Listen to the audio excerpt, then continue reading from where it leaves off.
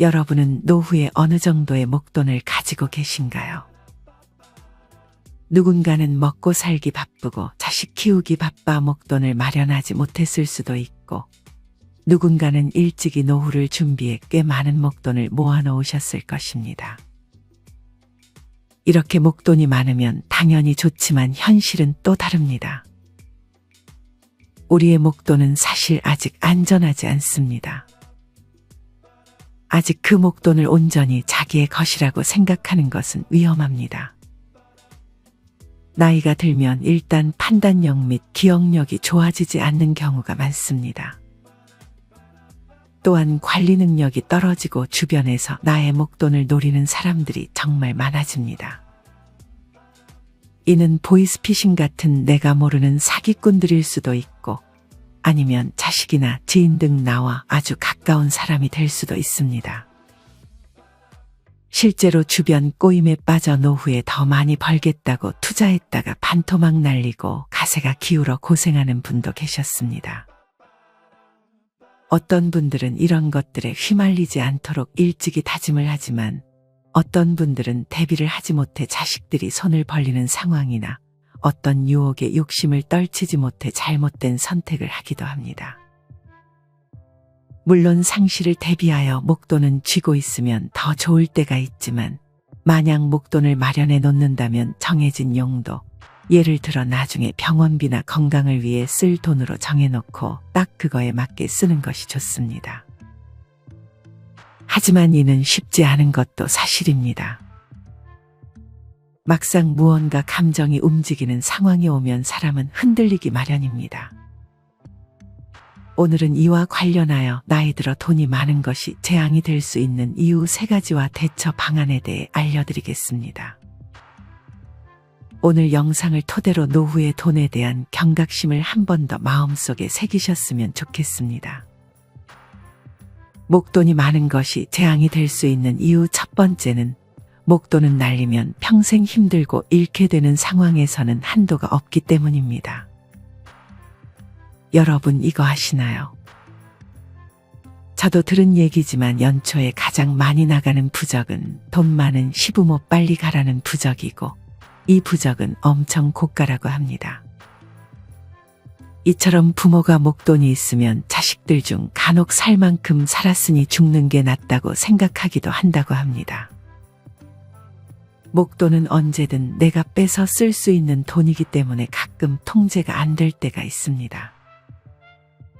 서두에서 언급했듯 나이가 들수록 판단력이 흐려지기 때문에 자칫 좋지 못한 투자에 손을 댈 수도 있고, 안쓰러운 자식에게 돈을 주려고 하는 상황에 노출되기도 매우 쉽습니다. 이런 점들로 인해 목돈보다는 연금을 선호하는 분들도 많습니다. 하지만 우리나라의 연금 소득 대체율은 47%로 OECD 권고치보다 20%나 낮다고 합니다. 미국은 무려 81.3%라고 합니다. 사실 노후에 가장 맘 편한 분들이 공무원을 하고 합니다. 어떤 분은 36년 공직 생활을 끝내고 연금을 받고 있다고 합니다. 이분은 불안에 떨지 않고 살고 있으며 받는 연금 다 쓰지도 못하고 돈 걱정이 없다고 합니다. 요즘은 악기를 구입해 연주에 심취해 시간을 보내고 있다고 말씀하셨습니다. 전문가들은 목돈이 많으면 위험 요소가 도래될 수 있다 말하며, 위기를 자초하는 허점이 도사리고 있다고 말합니다. 과거와 같지 않아 목돈이 전부인 것처럼 생각하는 것은 구시대적 착오라 보며, 목돈과 같은 실물 자산을 금융상품으로 만들던지 연금화해서 약수물처럼 끊임없이 나오게 만드는 것이 생활비를 쓰는 최상의 방법이라 말합니다. 연금에 따라 다르지만 2년의 물가 상승분 평균치를 반영해 연금이 오르는 경우도 있으니 손해볼 일도 없다며 말이죠. 다음은 일찍이 연금의 중요성을 깨달았던 분의 글입니다. 저희는 젊었을 때부터 연금을 받기 위해 베네핏 좋은 곳으로 직장을 다녔어요. 연금 충분히 생활할 만큼 나오고 열심히 모은 돈은 주식과 여러 군데 분산 투자해놨어요. 이 모든 것은 젊었을 때부터 준비한 것이죠. 지금 사는데 아주 만족합니다. 자식들은 우리가 얼마 있는지 모르고 유언장에는 자식들 반반씩 가지라고 오래전에 준비해 놓았고요. 모든 게 하루아침에 되는 게 아니고 젊었을 때부터 차근차근 생각하며 준비해야 될 것 같아요. 이처럼 노후 준비는 젊을 때 하고 자식들에게 재산이 얼마 있는지에 대해 함부로 말하지 않는 것이 좋은 것 같습니다. 이렇게 연금을 좋아하시는 분들은 조금씩이라도 매달 나오는 돈이 정말 소중한 돈이라고 말합니다. 물론 연금에 대해 부정적으로 보는 시각도 존재합니다. 일부 사람들은 연금 제도의 불확실성을 안 좋게 바라보기도 합니다. 연금 제도는 정부 정책이나 기업의 재정 상황에 따라 변동할 수 있기 때문에 미래에 받을 수 있는 연금이 보장되지 않을까 하는 우려가 있을 수 있습니다. 특정 연금 제도는 혜택이 제한적이거나 불충분하다고 여겨질 수도 있습니다. 예를 들어 연금 수령 기준이나 연금 수령액이 예상보다 낮을 수 있다는 점 등이 부정적으로 받아들여질 수 있습니다. 실제로 어떤 분은 연금 생활 9년 차인데 연금은 기본 생활비밖에 안 된다며 목돈이 없다면 월 300만 원의 연금을 받아도 생활이 갑갑하다고 말씀하셨습니다. 노후에는 무조건 연금과 목돈이 동시에 있어야 풍요로운 노후가 된다며 말이죠. 연금을 받아서는 해외여행을 갈 수도 자동차 신차를 구입할 수도 없다며 최소한 1억 원 이상의 목돈이 있어야 된다고 말씀하셨습니다. 이처럼 연금과 목돈이 같이 있다면 더할 나위 없이 좋을 것입니다. 연금 반 현금 반이 옳다고 말씀하시는 분들도 많습니다. 연금 주는 기관을 100% 믿는 것은 오히려 몰상식하다고 말하는 분도 간혹 있습니다. 연금 기금 고갈도 가능하고 민간보험회사는 도산도 가능하기 때문입니다. 특히나 전쟁 등과 같은 사회적 혼란 시 과연 연금 지급이 가능할까 불신하는 분들도 많을 것입니다. 그래서 연금과 현금의 비율을 나누는 것이 좋다는 의견에 저도 동의하는 바입니다.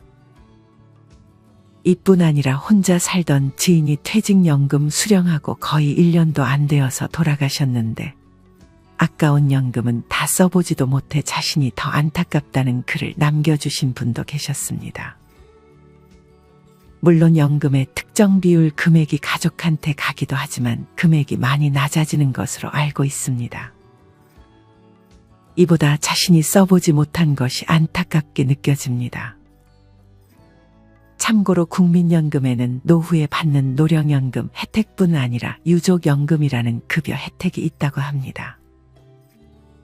그래서 내가 국민연금 가입 중 사망하더라도 가족들에게 내가 가입한 기간에 따라 연금을 지급해 준다고 합니다.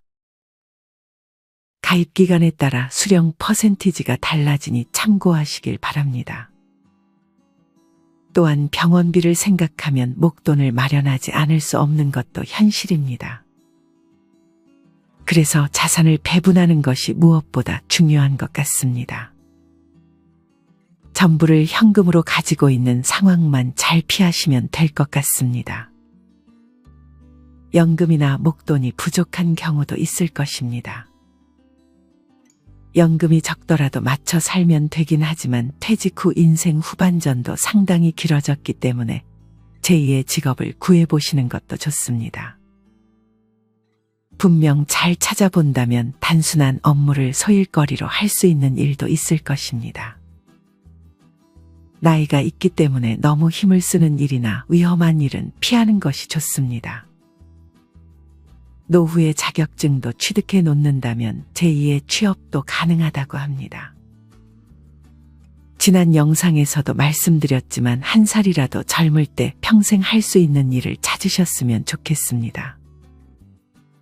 정리하면 목돈은 내가 언제든 꺼내 쓸 수 있기 때문에 위험이 도사리고 있습니다.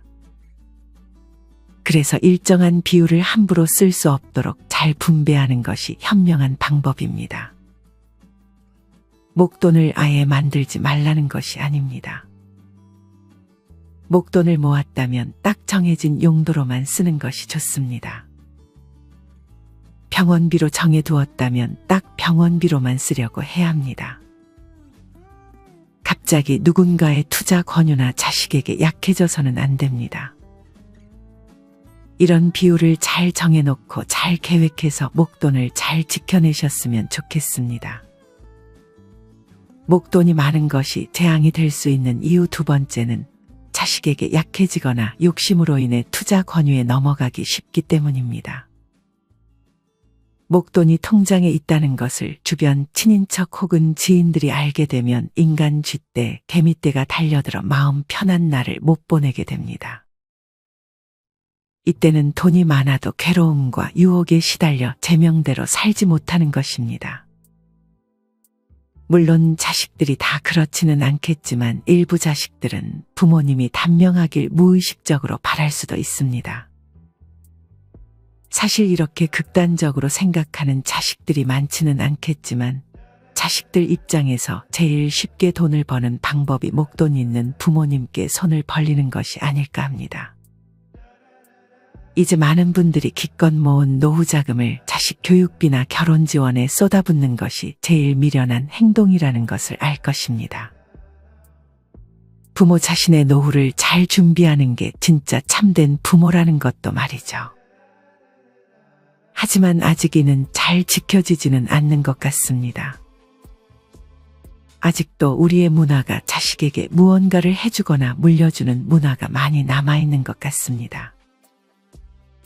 며칠 전 90연세에 하루 온종일 폐지로 6,000원에 많이 번다 행복해 하시고 반찬도 없이 맨밥만 드시는 와중에 8평 빌라는 손주에게 물려주고 싶어 끝까지 지키는 할머니를 본 적이 있습니다. 이렇게 요즘은 손주 학비, 손주 집까지 자기 부모에게 바라고 받아가는 게 또 하나의 보편적인 현상처럼 보여질 때도 있습니다. 조부모가 돈 좀 있으면 손주 미국 유학까지 시켜주는 경우도 있다고 합니다. 어떤 분은 목돈을 잘 관리해서 생활비 쓰고 어려운 가정에 기부를 한다고 합니다. 절대 자식하고는 금전거래를 하지 않겠다며 말이죠.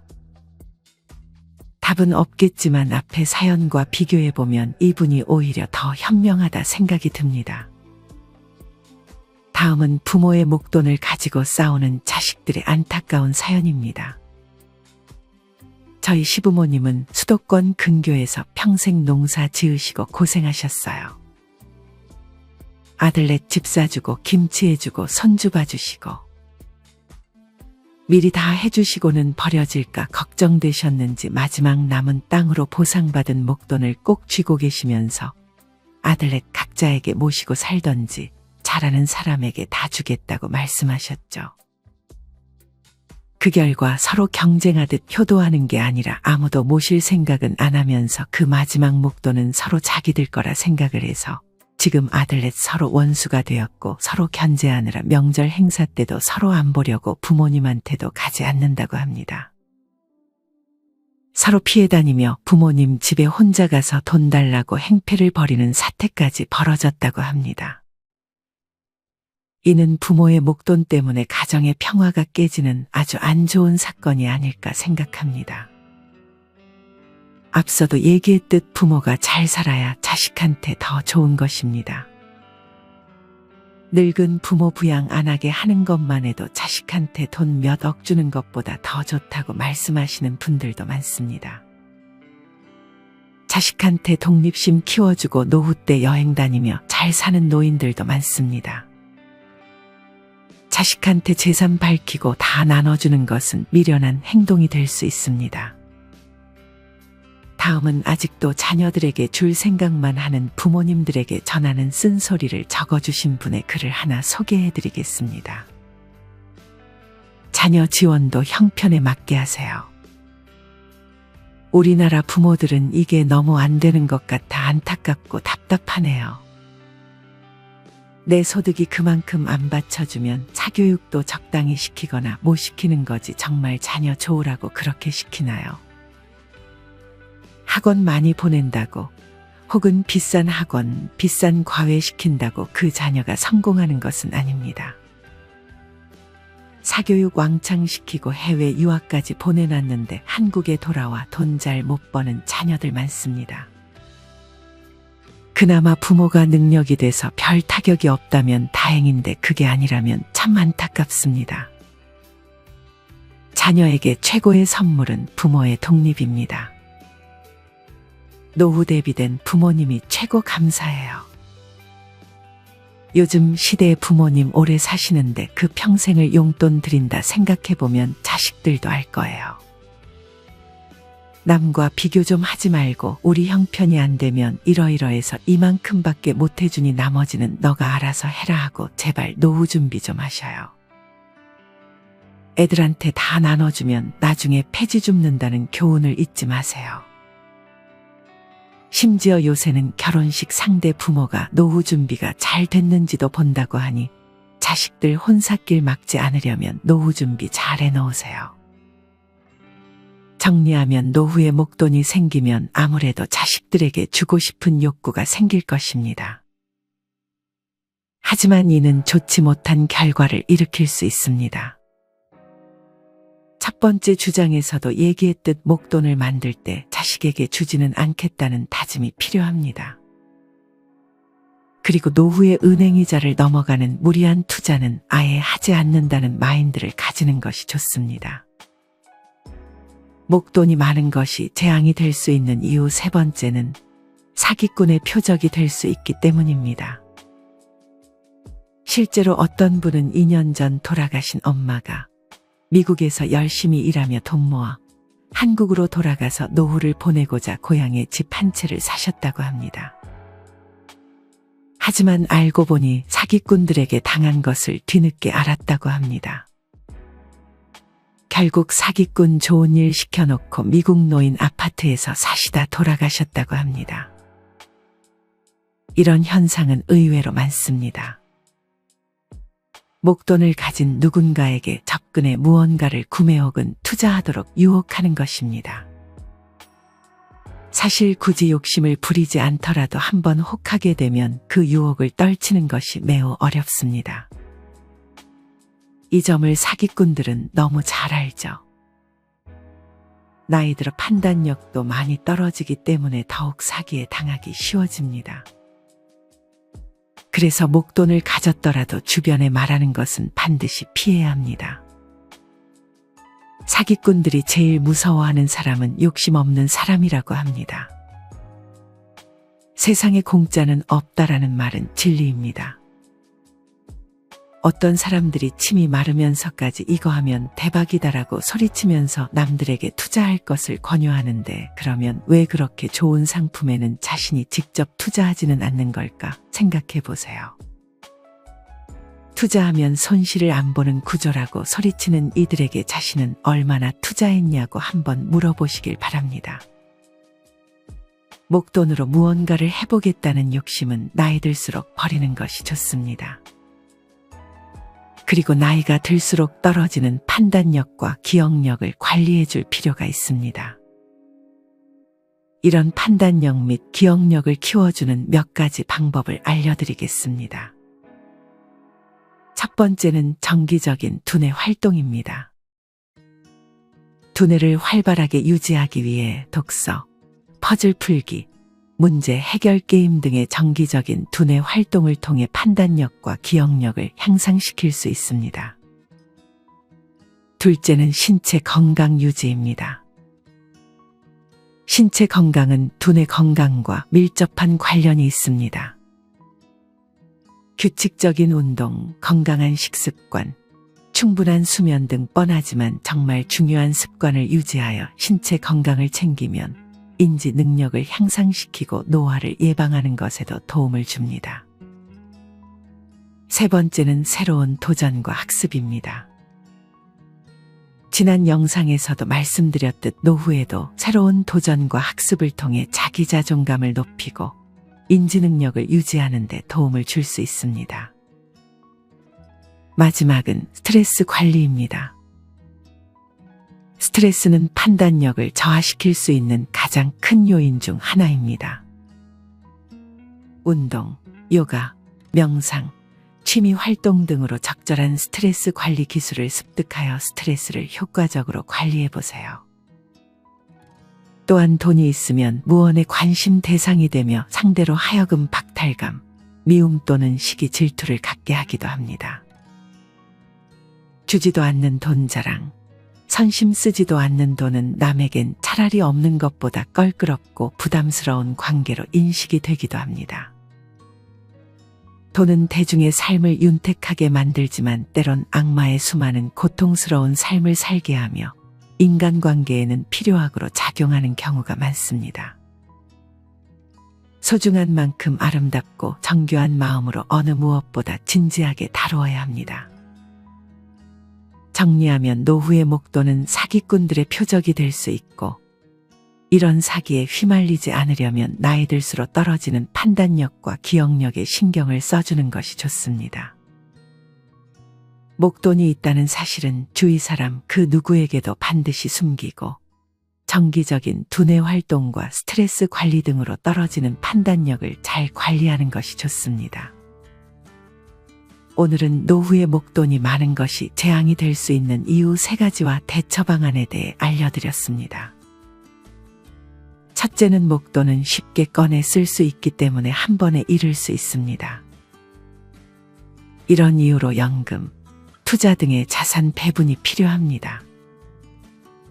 둘째는 아무래도 목돈이 생기다 보면 자식에게 쓰게 될 확률이 많기 때문에 목돈을 만들 때 정해진 용도로만 쓰겠다는 다짐이 필요합니다. 마지막 셋째는 사기꾼들의 표적이 될 수 있기 때문에 목돈이 있다는 사실은 무조건 숨기고 판단력을 길러야 합니다. 오늘 말씀드린 부분이 모두 정답은 아닙니다. 개개인이 자신이 원하는 방향으로 노후 설계를 하시길 바랍니다. 무엇보다 노후에는 안 아픈 게 최고입니다. 어떤 분은 60년대생인데 공무원 30년 넘게 일하고 퇴직하셨는데 희귀병이 발견되어 노후에 쉬지도 못하고 고생하고 있다는 글을 남겨주셔서 안타까운 마음이 들었습니다. 노후의 돈 관리와 건강 관리를 잘 신경 쓰셔서 우리 모든 구독자분들이 평안한 노후를 보내시길 바라겠습니다. 이상으로 오늘의 영상을 마치겠습니다. 다음에 더 좋은 내용으로 찾아뵙겠습니다. 감사합니다.